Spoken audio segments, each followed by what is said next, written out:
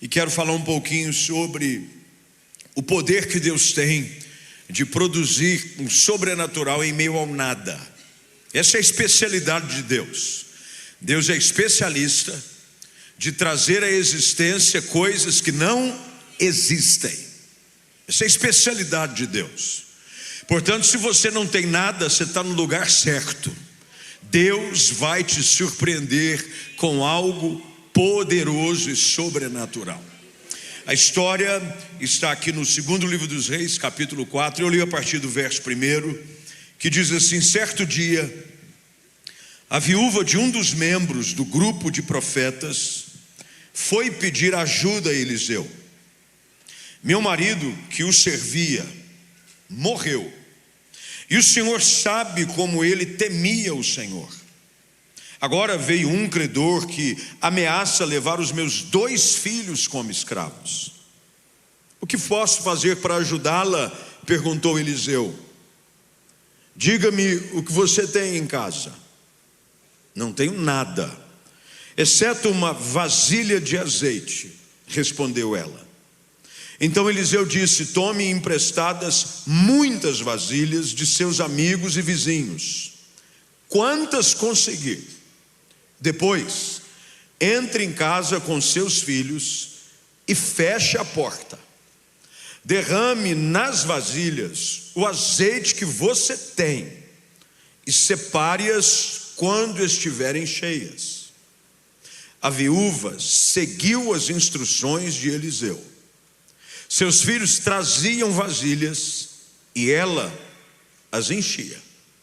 Logo, todas estavam cheias até a borda. Cheias até a borda. Traga mais uma vasilha, disse ela a um dos filhos. Acabaram as vasilhas, respondeu ele, e o azeite parou de correr. Quando ela contou ao homem de Deus o que havia acontecido, ele lhe disse: agora, venda o azeite e pague suas dívidas. Você e seus filhos poderão viver do que sobrar. Você crê nessa palavra sobre sua vida nessa noite? Assente-se, por favor. Se há algo extremamente comum, é a realidade de momentos de extrema privação e dificuldade na vida das pessoas. Com exceção de raríssimos grupos que são considerados extremamente privilegiados, a maioria, o geral, o povão, vem de uma situação extremamente difícil. Hoje eu tive a oportunidade de almoçar com um grande empresário. Ele passou por Campinas, me convidou para um almoço. Ele é um empresário muito bem sucedido. E durante a conversa eu puxei assuntos sobre como é que a vida dele se desenrolou para ele chegar no momento em que ele se encontrava hoje, jovem ainda, com seus 40 e poucos anos, mas muito bem sucedido, na casa dos bilhões de reais. E ele me disse: pastor, eu já passei muito momento de privação na vida. Minha família é muito pobre, vim de uma história de extrema necessidade, mas um dia houve uma virada de chave. Um dia Deus decidiu mudar a minha sorte. E de repente começou um novo tempo, uma nova fase, que me trouxe até onde eu estou hoje. Ao ouvir o testemunho dele de uma forma simples, conversando numa mesa de almoço, me fez lembrar da realidade de muita gente, talvez a sua hoje. Quando você olha para o estado em que você se encontra, há alguma coisa faltando. Há uma pressão do lado de fora, há uma necessidade que surge, a qual você não sabe sequer para onde correr. Já se viu naquela situação de dizer assim: não sei para onde eu corro. A situação está tão difícil que está pior que aquelas 2 amigas da internet, que uma pediu R$1,99 para fazer um Pix, a outra diz assim: eu só tenho R$1,49. Não sei quem acompanhou, está aí nas redes sociais. Hoje é o assunto, ontem e hoje foi o assunto. Uma menina foi na farmácia, A conta deu um pouquinho a mais, ela disse: eu estou precisando de um Pix de R$1,99. A amiga disse assim: amigo, eu vou te ajudar com tudo que eu tenho R$1,49. Sabe aquela situação onde não restou nada? Escassez profunda. Bem, a história de escassez é a história que nós começamos a ler. Privação de tamanho grau que levava inclusive a uma situação de risco de perder o que era mais importante, os filhos daquela mulher. Ela era viúva. A história de hoje que lemos é de uma viúva com 2 filhos que tinha uma dívida grande. Além dela não ter nada, ela devia muito. Esse é o cenário: eu não tenho nada e eu devo muito. Não ter nada já é difícil, mas não ter nada e dever muito estreitou. Complica ainda mais, porque a gente não tem nada, mas eu também não devo nada. A gente vai se virando. Agora, quando você não tem nada e ainda deve muito, o desespero toma conta. Ela não tinha culpa. E também não era falta de espiritualidade. E aprenda uma coisa que eu vou te dizer, aprenda por gentileza e ouça com atenção. Espiritualidade não é garantia de que você vai saber fazer boa gestão financeira. Eu conheço gente espiritual quebrada. Por quê? Porque tudo que cai na mão dele, ele não sabe administrar. Ele gasta mais do que der, ele põe a culpa no diabo. Ô pastor, o devorador está furioso. Não, o devorador não tem culpa nenhuma, a culpa é sua. É você que não pode ver uma promoção. Você conhece gente que não pode ouvir a palavra promoção, ele arrepia, ele fica: ai meu Deus, promoção, Senhor, controla, pai, eu não estou aguentando. Aí ele pergunta quantas parcelas. Se as parcelas couberem no bolso, ele fala: é de Deus. É de Deus, porque cabe no meu bolso, só pode ser do Senhor, a parcelinha cabe no orçamento. Só que de parcela em parcela, a galinha enche o papo. Aí você faz uma parcelinha aqui, outra parcelinha colar, outra parcelinha colar. Quando você soma todas as parcelas, você faliu. A história de uma mulher que era casada com um homem de Deus. Ela mesma diz: o maior testemunho de que alguém é homem de Deus e é mulher de Deus vem dentro de casa. Ela dava testemunho dizendo: o meu marido morreu e ele era um homem de Deus, ele servia os profetas, espiritual, falava em línguas, rodopiava no manto, mas não podia ver uma promoção, se enrolava com dinheiro. Eu conheço gente assim que dinheiro na mão dele não dura 10 dias, vai embora. A gente não sabe o que o levou a viver essa realidade, mas a Bíblia diz que a história dessa mulher era de uma realidade de necessidade extrema, de muita dívida, e ela não tinha nada. Como é que a história dela muda e como é que Deus continua mudando histórias e talvez mude a sua hoje? Eu creio que nessa noite Deus pode usar essa história para gerar no seu coração fé suficiente para mudar a sua realidade. Talvez você tenha chegado aqui sem nada e devendo muito, e Deus vai inverter a ordem. Deus vai te dar muito sem você dever nada. Não, acho que você não está entendendo. Você chegou aqui sem nada, devendo muito. Deus vai te dar muito e você vai sair sem dever nada. Esse é o poder da graça de Deus. Esse é que nós vamos aprender nesse texto. Mas algumas coisas dessa história que eu quero pegar vocês pelas mãos hoje e guiá-los com aquilo que a Bíblia nos ensina. Tudo que está na Bíblia tem um fim proveitoso. As histórias bíblicas, os relatos que nós aprendemos são para nossa edificação, mas também para nossa instrução. Por isso que a palavra de Deus é lâmpada para os meus pés e ela é luz para o meu caminho. Quanto mais eu ouço a palavra, menos eu tropeço. Quanto mais você tropeça, pode ter certeza, você não está observando a sua vida à luz da palavra. Um homem que observa os seus caminhos à luz da palavra, ele tropeça menos, ele se desvia menos, ele mantém o alvo. É por isso que Hebreus diz que nós devemos manter os nossos olhos fitos no autor e consumador da fé, que é Jesus. Quanto mais olhos fitos eu tenho em Cristo, na sua palavra, nos seus planos, mais eu ando de uma forma reta. Quais são os segredos aqui? E eu quero, de uma forma muito direta e sucinta, no tempo que temos, todas as quintas-feiras, falar para vocês e compartilhar quais os segredos que são compartilhados pelo profeta aqui. Um homem de Deus entra na vida de uma família e muda a realidade dela. Eliseu vem, é buscado por ela e ele dá instruções claras. E dentro desse cenário, a sua história muda. Primeira coisa que nós precisamos aprender se nós queremos sair de uma realidade de dificuldade como essa. E se puder, anote, viu? Tudo que você anota, você absorve melhor. Pega o seu celular, coloca em algum lugar, compartilha, pega um pedaço de papel, porque eu vou te apontar no texto qual é o progresso do milagre que acontece dentro dessa casa. Está preparado?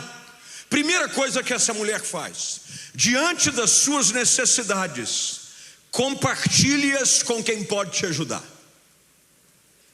A primeira coisa que acontece nesse texto, e eu preciso que você mantenha também a sua atenção ao texto sagrado, à Bíblia, se possível com ela aberta, é que diz que um dia uma viúva foi pedir ajuda a Eliseu.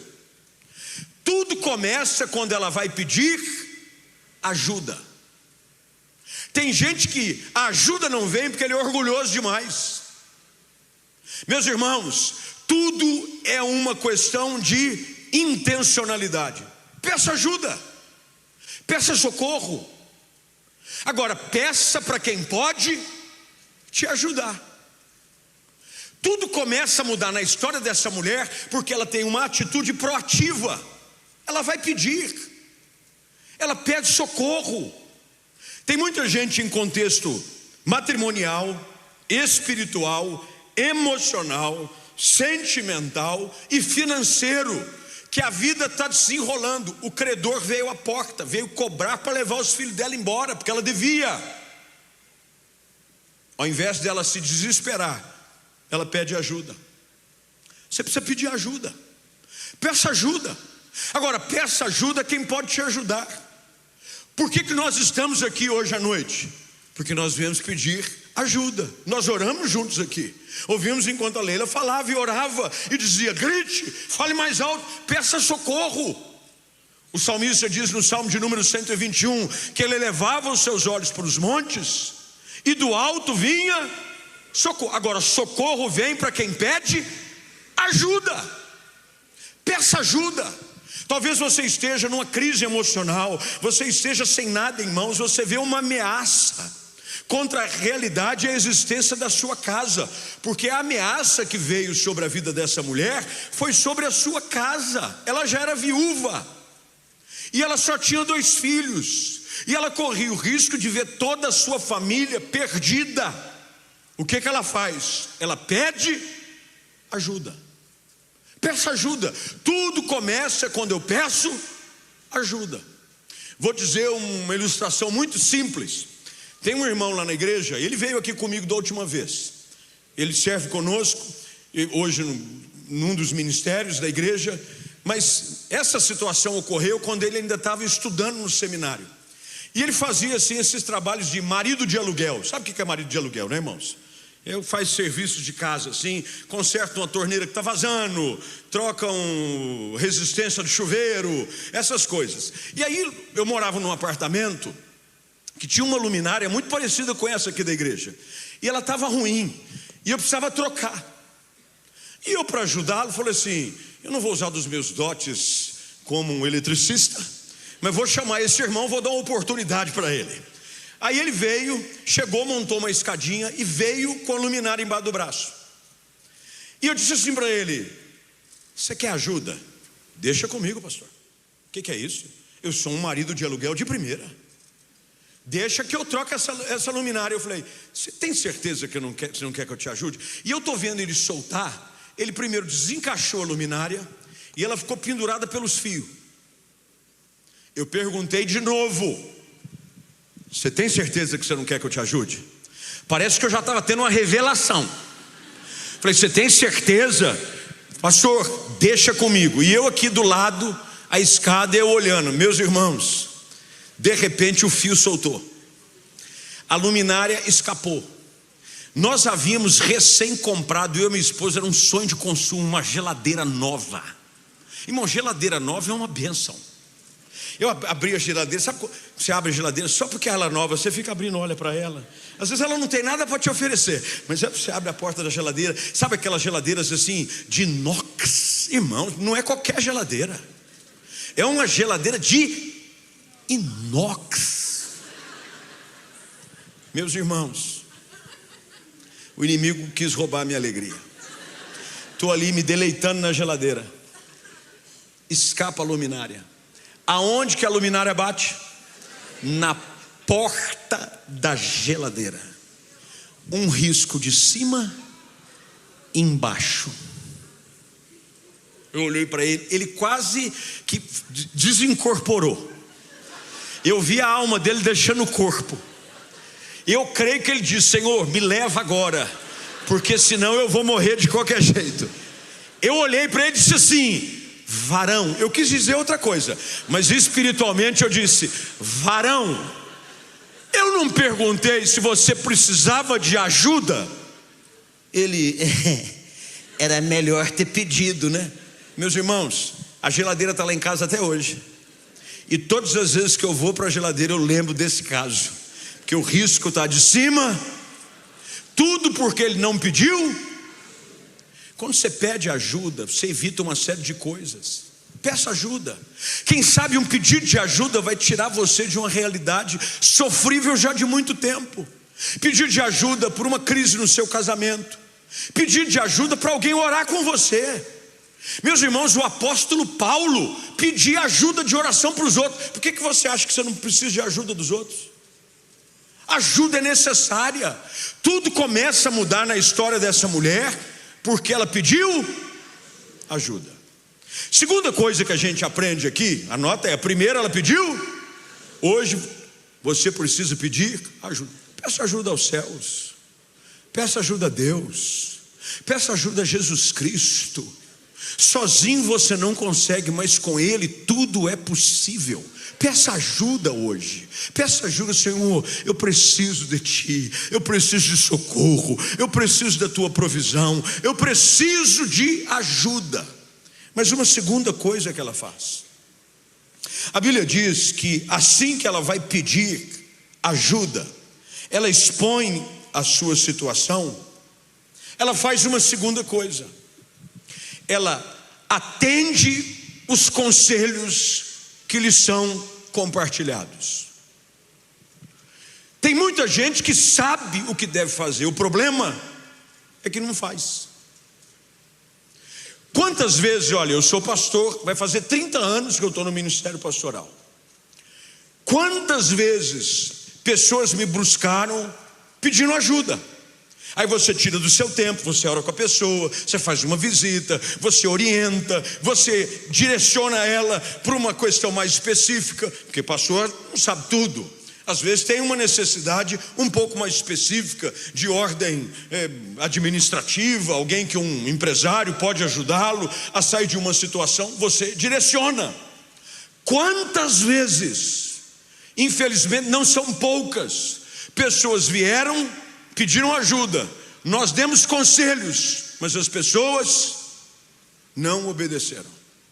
Olha qual é o segredo. A Bíblia diz assim, ó, a pergunta, versículo 2: o que eu posso fazer para ajudá-la? Eu quero ajudar. Ela expõe a situação. Ele pergunta: o que você tem em casa? Ela diz: eu não tenho nada. Mas olha só, versículo de número 3 diz que Eliseu dá orientações: pega vasilhas, não poucas, quantas você conseguir, depois você vai para casa, derrama as vasilhas. Agora olha o verso 5: a viúva seguiu as instruções de, grifa isso na sua Bíblia, por gentileza, a viúva seguiu as, meu irmão, seguir instrução facilita demais. A gente tem a Bíblia, mas a gente não segue a instrução. Nós queremos fazer do nosso jeito. Segue a instrução, meu irmão. Já tentou montar alguma coisa sem manual de instrução? O trabalho que dá. Eu já tentei. Uma vez nós compramos em casa uma churrasqueira. Essas coisas que vendem tudo na internet agora, que é mais barato. Só que vem desmontado. Chegou a churrasqueira em casa desmontada. Falei, deixa comigo. Peguei, eu abri a caixa, veio uma cartela que eu nunca vi tanto parafuso junto num lugar só. Tinha parafuso para cá, arruela para lá, prego para o outro lado. Eu falei, como é que tudo isso cabe numa churrasqueira? Aí eu falei, não, mas Deus vai me ajudar, Deus vai me dar vitória. Eu falei, Deus não vai me envergonhar. Minha esposa olhando, eu tenho 2 filhas. E aí é uma questão de honra para o pai e para o marido. Eu falei, eu vou montar. Vocês estão duvidando da minha capacidade. Meus irmãos, eu fiquei 15 minutos, 20 minutos, para eu tentar descobrir qual era a peça aqui embaixo e qual era aqui em cima. E eu não estava entendendo, que as duas eram meio parecidas. Mas eu tentava colocar o parafuso numa, quando eu tentava montar outra, não encaixava. De repente vem minha esposa com um papelzinho assim. E isso que dói na gente. É quando ela vem com o papelzinho assim, ó. Ela falou assim para mim, não é mais fácil você seguir o manual de instrução aqui, como é que monta? Eu falei, não queira me atrapalhar. Não queira me atrapalhar, que isso eu resolvo. Ela falou, não, é porque aqui no papelzinho eu dei uma olhada e os parafusos estão enumerados, cada um de acordo com a sua peça. E eles estão dizendo aqui que é de fácil montagem. E você já está há mais de 1 hora e não conseguiu colar 2 peças. E eu venci o meu orgulho, peguei o papelzinho e segui as instruções. Em pouco tempo, o churrasco estava sendo feito, porque eu segui o manual de instruções. Qual foi o segredo que começou? Ela pediu ajuda, mas ela seguiu a orientação. Tem muita gente que sabe o que deve fazer, mas não faz. Não é que você não conhece a Bíblia. Tem gente aqui, se entrar numa gincana bíblica, ganha. Cita 3 versículos, você fala de cor, fala um capítulo inteiro, você fala de trás para frente. Você recita um capítulo inteiro em língua estranha. Arrepia todo mundo. O problema não é o que você sabe, é o que você faz com o que você sabe. O problema é que você não faz, você não segue a instrução. Você tem palavra aqui toda semana. Toda semana tem mensagem, a palavra é exposta, é pregada, você recebe instrução. Aí você pega a instrução, põe no bolso e vai viver a vida do seu jeito. Não, eu ouvi o que o pastor falou. Mas não adianta ouvir, é praticar, é colocar em prática. Essa mulher descobre que o segredo é ouvir as instruções e obedecê-las. Terceiro lugar, porque a gente vai caminhar rápido aqui para a aplicação que eu quero fazer. Terceira coisa que ela faz aqui, ela mobiliza cooperadores. Normalmente, solucionar um problema é mais fácil quando você tem alguém cooperando com você. Mobilize cooperadores. Qual é a orientação que Eliseu dá para ela? Sai pedindo para os seus vizinhos vasilhas emprestadas. Cooperação. Na mútua cooperação, meu irmão, já ouviu aquele ditado que diz assim: quando um não quer, 2 não brigam. Isso quer dizer o seguinte, que até para brigar tem que ter cooperação. É básico, se um não quer, 2 não brigam. Para brigar, os 2 têm que querer brigar. Você já tentou brigar com a pessoa e ela não quer brigar? Aí você fica dizendo, eu quero provocar. Não, estou em paz hoje, estou cheio de Deus, eu não quero. Não, mas não, estou orando, estou consagrando. E fica aquela, porque um não quer, não acontece. Meus irmãos, tudo funciona quando há cooperação. Um casamento, ele só vive o novo, a provisão, quando os 2 cooperam, meu irmão. Um lar dividido, um reino dividido, Jesus disse, não subsiste, não prevalece. Tem que ter cooperação. Tudo que você coopera, que pede ajuda, faz com que o fardo se torne mais leve. A gente percebe aqui num culto começo, numa noite, eu vi o tanto de cooperador aqui, irmão, gente ajudando. É uma irmã com cabeça de boneco desse tamanho subindo para o departamento infantil. Não bastasse uma, subir outra atrás dela, depois um outro, 3 bonecão. Aí uns irmãos ajudando. Para um culto desse acontecer, para um milagre você receber, tem que ter cooperação. Busca-se ajuda. Tem gente tocando no louvor, é alguém aqui dirigindo, é alguém ajudando você a parar o carro. Você hoje está usufruindo de algo aqui que é fruto de cooperação. Cooperação é operar em conjunto com alguém. Pede ajuda e pede cooperação. Bota alguém do seu lado, ajuda, porque às vezes, meu irmão, a coisa não acontece porque você não se ajuda. É você já que não se ajuda. Essa mulher recebe orientação de Eliseu dizendo: olha, vai e pede vasilhas emprestadas. E olha como ele diz: não poucas. O que ele está querendo dizer? Quanto mais ajuda, mais milagre. Quanto mais participação, mais provisão. É sempre, meu irmão, já viu formiga? Eu fico impressionado com formiga quando eles carregam uns pedaços de galho que dá, sei lá, 100 vezes o tamanho de uma formiga. Aí você pega um monte de formiguinha, uma do lado da outra, e a Bíblia fala sobre formiga. O texto de Provérbios anuncia não só de ter com a formiga o preguiçoso, mas também analisar como a formiga, em cooperação, ela trabalha e produz muito. A gente pega um galinho com uma formiguinha, mas várias, e elas levam e carregam aquilo que é muitas vezes mais o peso do seu próprio corpo. Por quê? Cooperação. Qual é a cooperação que ela descobre? Primeiro dos de fora, mas primeiro dos de casa. Olha o que Eliseu diz para ela. Bíblia aberta, por favor.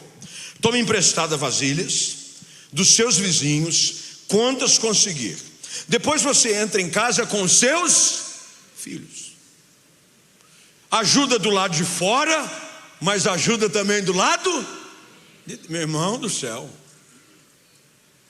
tem gente que vem para um culto como esse, ora, clama, socorre, gente ora com você, mas quando você volta para casa, você não ajuda.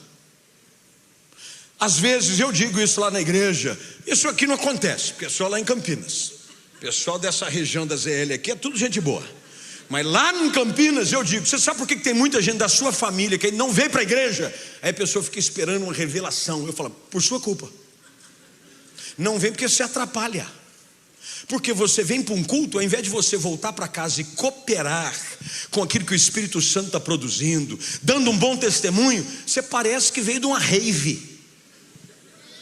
Você veio do culto, você já chega meio, cara, meu irmão, você tem que voltar da igreja dando um sorriso. Às vezes você é o único crente na sua casa ainda, mas você precisa cooperar com o que Deus está fazendo. Coopera com o Espírito Santo, coopera com a palavra, coopera com a obra de Deus, mas ajuda, gente. Chega em casa e coopera, dá um sorriso. Sai de um culto, como é que você pode sair da igreja, de um ambiente como esse, de um culto maravilhoso, depois de ouvir uma palavra, e sair daqui com cara de maracujá de gaveta? Tem gente que, eu digo para as pessoas, tem gente que sai do culto, parece que estavam sendo açoitados. Eu saio do culto, eu estou vindo da igreja, me diz onde é que eu não quero ir nessa igreja. Que cara que é essa que você volta de um culto como essa? Você tem que cooperar, coopere com o seu milagre. Busque cooperadores, coloque com você gente que acredita naquilo que Deus pode fazer. Ela busca ajuda do lado de fora, mas ela também ajuda e encontra socorro do lado de dentro. Ela mobiliza cooperadores, ela pede a vasilhas, ela bota os filhos dentro. Mas tem um detalhe nesse texto. Ela valoriza, aprende a valorizar o pouco que ela tem. Porque tudo é uma questão de perspectiva. Preste atenção, quando o profeta pergunta para ela, o que você tem? O que ela responde? Nada. Era nada o que ela tinha? Não.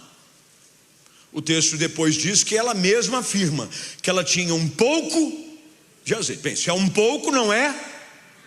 Esse é o nosso problema. Nós temos uma tendência de auto-vitimar-se. Ah, eu não tenho nada. Como não tem nada? Ah, minha vida está difícil. Você está aqui, não está? Tem gente que está pior que você, nem aqui está. Como assim não tem nada? O que o profeta ajuda ela a entender? Pergunta para ela: você não tem nada? Como assim você não tem nada? Todo mundo tem alguma coisa. Hoje você tem saúde, você tem vida, você tem uma palavra, você tem promessa, tem algo. E você vai descobrir que Deus tem poder de, em meio ao pouco, fazer muito. Deus pode pegar o pouco e fazer muito. O que nós olhamos para esse texto e descobrimos é que precisamos aprender a valorizar o que Deus pôs nas suas mãos.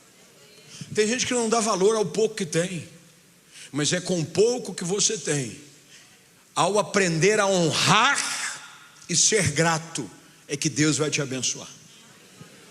Ela diz: eu tenho um pouquinho de azeite. Mas meus irmãos, quantas vezes Deus faz grandes coisas com poucas coisas? Com Moisés foi apenas um cajado. Na multiplicação dos pães e peixes foram 5 pães e 2 peixinhos. Com os primeiros discípulos foi uma rede sendo lavada, vazia. Mas Deus quer que você aprenda a não subestimar o valor das pequenas coisas. O pouco que ela tem é o suficiente para o muito que Deus quer fazer. Deixa eu dizer algo para você aqui, e receba essa palavra sobre a sua vida em nome de Jesus. Tudo aquilo que você precisa já está nas suas mãos. Tudo aquilo que você tem orado e buscado, Deus já colocou. Você só precisa começar a valorizar o pouco, porque a palavra do Senhor diz que a vereda do justo é como a luz da aurora, ela vai brilhando mais e mais. O pouco que você tem vai aumentar, vai multiplicar, não só vai te abençoar, mas como vai transbordar, vai ser suficiente para suprir a tua vida hoje, mas vai abençoar até quem está perto de você. É o pouco que Deus vai fazer? É o pouco que Deus vai fazer? O profeta diz para ela: o que você tem em casa? Não tenho nada. Não, você tem um pouquinho de azeite. Outra coisa que ela faz, está anotando aí ou não?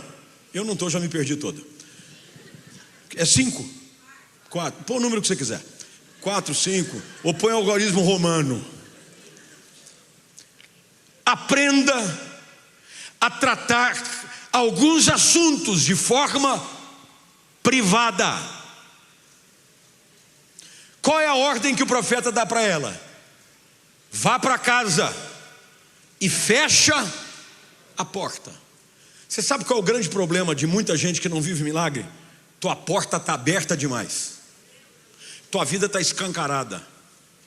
A porta dos relacionamentos da sua casa, porta aberta. Eu fui criado no Rio, eu sou carioca, fui criado em Belo Horizonte, e a família do meu pai, ela é mineira, de uma cidadezinha do interior de Minas Gerais, chamada Itaú de Minas. Existe, depois você procura lá, Itaú de Minas. É de onde vem a fábrica de cimento Itaú e onde nasceu o banco Itaú. Você pensou que era pouca porcaria? É muita. Itaú. E uma coisa comum na cidade pequena, e vocês talvez que conheçam, é a realidade da porta. Meu irmão, quando você passava nas ruazinhas da cidade, a porta estava aberta, o portão aberto, tudo aberto. Você passava, você estava vendo tudo que estava acontecendo lá dentro. E já viu gente curiosa? Tem gente que não pode ver fresta aberta, a porta aberta. Tem gente que passa já querendo olhar. Sabe por que muita coisa não muda na sua vida? Você tem que aprender a lutar as suas batalhas no secreto. Tem coisas que você tem que aprender a lutar em secreto com a sua casa, com a sua família. Fecha a porta um pouco. Busca intimidade, busca solitude, busca privacidade na presença de Deus. A necessidade dessa família era algo muito específico, e a provisão que Deus queria dar seria de forma secreta. O que Jesus disse quanto à prática da oração? Quando você for orar, entra no teu, deixa a porta aberta, ele falou. O que ele disse? Fecha a porta. Busca o teu pai em secreto, e o teu pai que te ouve em secreto te recompensará. Tem coisas que você precisa aprender a fechar. Sabe por quê? Tem muita gente só curiosa, mas não quer te ajudar. Pelo contrário, está olhando e dizendo: eu sabia que estava passando por luta. Deus está tratando. Deixa. Isso aí deve estar em pecado. Você já viu essas pessoas que assumem esse conceito de juízo, que veem as nossas lutas, olham as nossas particularidades, a nossa privacidade, mas não tem interesse de ajudar? Eliseu diz para elas: você vai ter que aprender a lutar algumas batalhas no secreto. Deus talvez esteja falando aqui com pessoas que precisam aprender o que é buscar a Deus no secreto. Quanto tempo faz que você não dobra o joelho de madrugada na beira da cama e não está no ambiente do culto? Não está, porque aqui, meu irmão, é uma bênção. Ambiente bom, culto, é um irmão que dá glória do seu lado, te anima, você dá glória também. Igreja é uma bênção, mas há algumas batalhas que nós só vamos aprender e só vamos vencê-las no secreto. Eu me lembro de uma ocasião, quando a minha filha mais nova nasceu. Eu tenho duas meninas, a Laura vai fazer 21 e a Giovana 19, no segundo semestre as duas. Quando a mais nova nasceu, ela nasceu com um probleminha respiratório. Bem, eu não sei qual é o nome específico que é, mas ela nasceu, ela tinha dificuldade para respirar. Então ela nasceu, logo depois do parto, colocaram ela numa incubadora, levaram ela para a UTI neonatal e disseram: olha, ela está com dificuldade de respirar, e se ela não aprender a respirar, nós vamos ter que entubar ela, pequenininha ainda, vamos entrar com alguma medicação, porque isso não é normal. A minha esposa ainda na sala do parto, saindo em recuperação. O médico veio falar comigo, desespero. Eu estava no hospital, na área ali de partos. Eu disse apenas para o médico: aumenta a dose da anestesia nela. Falei da minha esposa: ela não pode acordar, que se ela acordar, a primeira coisa que ela vai perguntar: cadê a menina? Se disser para ela que a menina está na UTI neonatal, ela vai entrar em desespero. Ele falou assim: mas o que você vai fazer? Falei: eu vou orar. Mas como assim? Segura, aumenta a dose, dá mais uma chapada nela, deixa ela mais doidinha aí umas 2 horas. Subi para o quarto do hospital onde a gente estava. Entrei no quarto, fui para o banheiro, fiz do vaso sanitário meu altar, fechei a tampa, dobrei o joelho.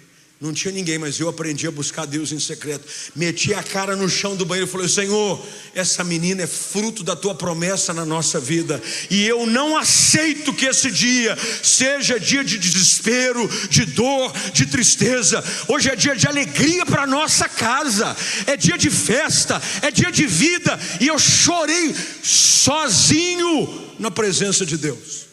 Saí do quarto, o médico falou: a anestesia está passando. Falei: fica tranquila. Fui para o quarto. Na hora que ela saiu do centro cirúrgico, a maca estava saindo, ela passou, olhou para mim, e eu dei um sorriso para ela. Ela disse assim: tá tudo bem com a Giovana? Chama Giovana, minha menina. Eu disse assim: tá tudo ótimo. Eu não sabia de nada ainda. Falei: tá tudo ótimo. Onde ela está? Ela precisou ir para um cuidado especial, mas daqui a pouquinho nós vamos vê-la. Bem, aquilo que era para durar dias, durou horas. Porque quando a gente aprende a buscar a Deus no secreto, há uma resposta que Deus vai trabalhar de forma sobrenatural no secreto.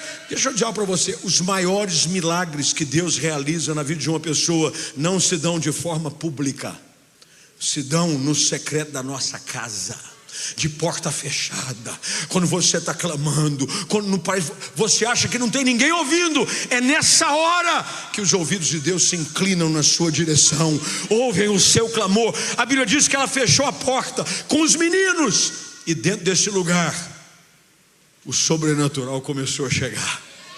De repente ela começa a deitar azeite, o pouquinho que ela tinha, nas muitas vasilhas que ela conseguiu, e ninguém viu, só ela e os filhos. Só ela e os filhos. E eles olhando, você imagina a cena, ela olhando para a cara deles. O que está acontecendo? Não sei, mas tem alguma coisa acontecendo dentro de casa, com a porta fechada. Deus está visitando a gente. Os céus se abriram sobre nós. A provisão de Deus nos alcançou. Começou a vir provisão, milagre, a tal ponto que as vasilhas não venciam. A mulher começou a ficar impressionada com a provisão e com o milagre. Ela pergunta para ele, para um dos filhos: dá mais uma vasilha. O menino diz: acabou. Quando você busca a Deus no secreto, Deus não só supre as suas necessidades, mas Ele vai além. A Bíblia diz que quando acabaram as vasilhas, cessou o azeite. Deus sempre vai fazer na proporção da sua fé. Tudo aquilo que você acredita ser possível, haja em obediência, porque Deus honra a sua atitude de fé. Creia, dê um passo. Quando a vasilha, o azeite acabou, a Bíblia não diz que o azeite acabou. A Bíblia diz que o azeite parou de correr. Ele não acabou. Isso quer dizer que se tivesse mais vasilha, ia continuar. Se tivesse vasilha até hoje, estava correndo azeite até hoje. O que Deus está dizendo para nós nessa noite? O que Ele nos ensina com essa palavra? Enquanto houver fé, haverá milagre. Enquanto houver fé, haverá o sobrenatural. Enquanto houver fé, haverá provisão. Creia, busque a Deus. Se está funcionando com a porta fechada, continue orando, continue clamando, continue buscando. Deus vai te surpreender. Como é que a história acaba? E a gente acaba com ela. Ela busca o profeta e diz: o milagre aconteceu. O que a gente faz agora? Lembre-se, siga as instruções. Ele diz para ela: vende o azeite, paga a sua dívida. Como é que ela começou? Sem tendo nada e devendo muito. Só que o milagre que Deus fez na vida dela não só pagou muito, como restou o suficiente para viver o resto da vida. A Bíblia diz que Eliseu disse: paga a conta e você e os seus filhos poderão viver do que? Meu irmão, a sobra de Deus é sempre extravagante. A sobra de Deus é mais do que você precisa. A sobra de Deus, na multiplicação de pães e peixes, quantos cestos sobraram? 12. Alimentaram uma multidão, 12 cestos sobraram. Tudo aquilo que você se dispõe a crer, tudo aquilo que você coloca na presença de Deus, tudo aquilo que você obedece às instruções da palavra, não só vão ser suficientes para o seu hoje, mas vão transbordar na sua vida amanhã, depois de amanhã, o resto da semana, restante do mês, segundo semestre, ano que vem, porque essa é a promessa da palavra do Senhor sobre a vida daqueles que nele creem. No lugar do pouco teve muito. Deus continua fazendo isso, não tenha dúvida. E Deus quer fazer isso na sua vida hoje. Pastor, eu não tenho nada. Peça ajuda. Esse é o lugar exato de você pedir ajuda. Nós queremos te ajudar.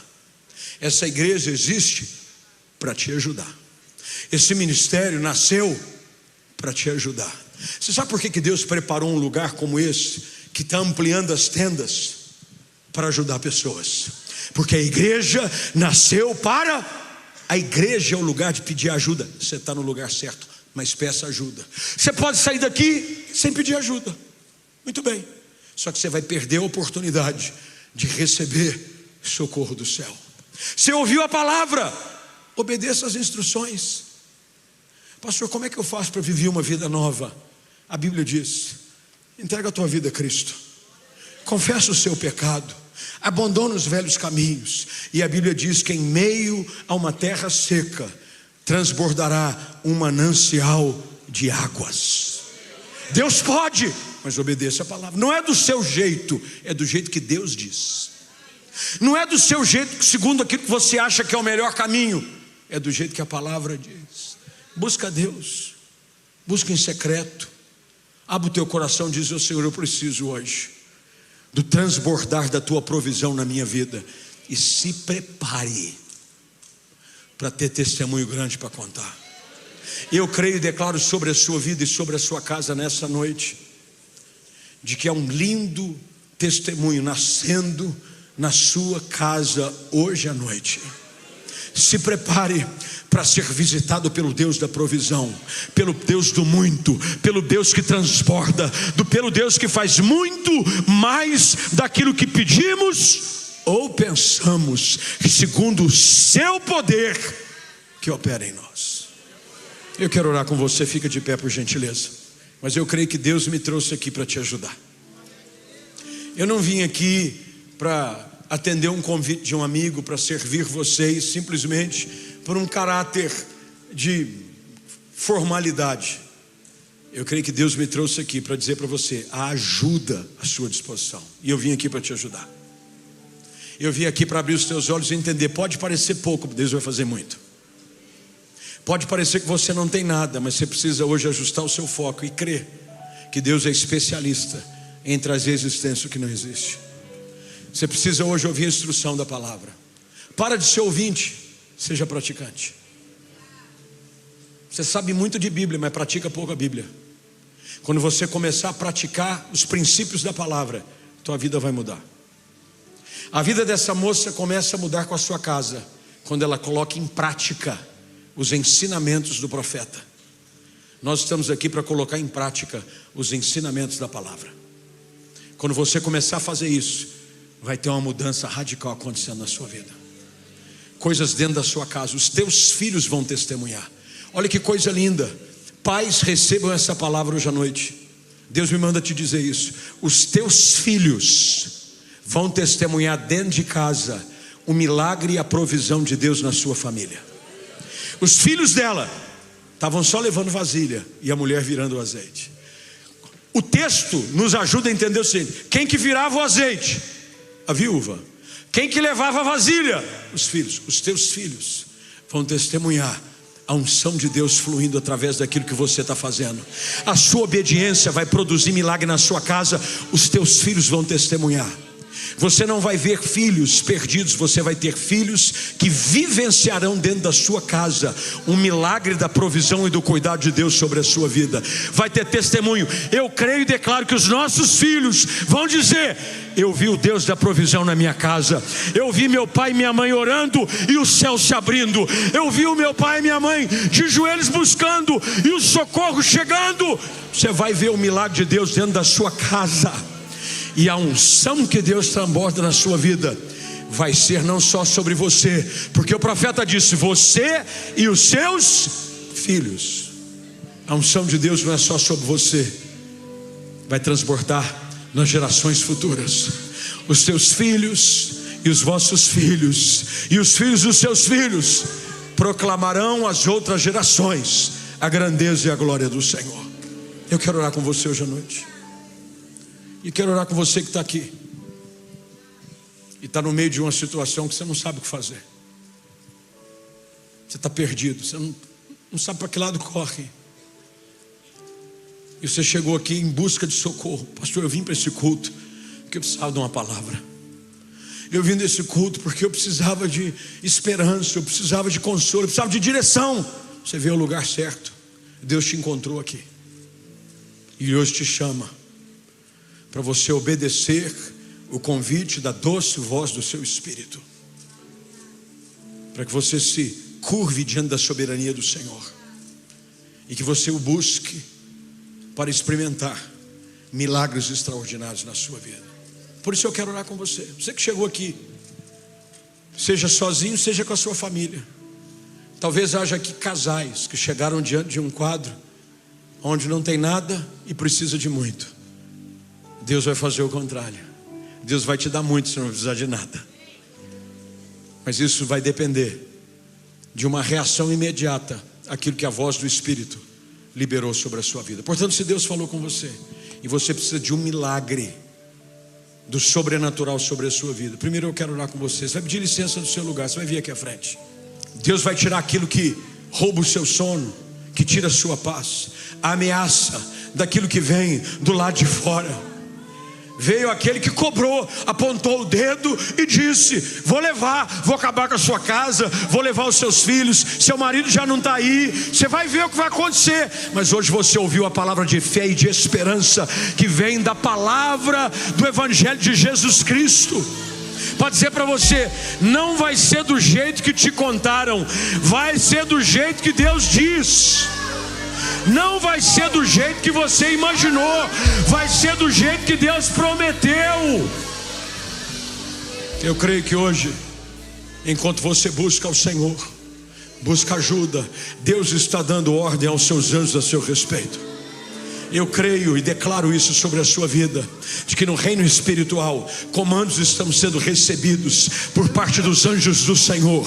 Anjos que são mensageiros, anjos que trazem provisão. Os corvos de Elias não morreram, eles continuam vindo, trazendo provisão, trazendo tudo aquilo que precisamos, na medida exata e ainda recalcada, sacudida e transbordante. Mas você precisa pedir ajuda.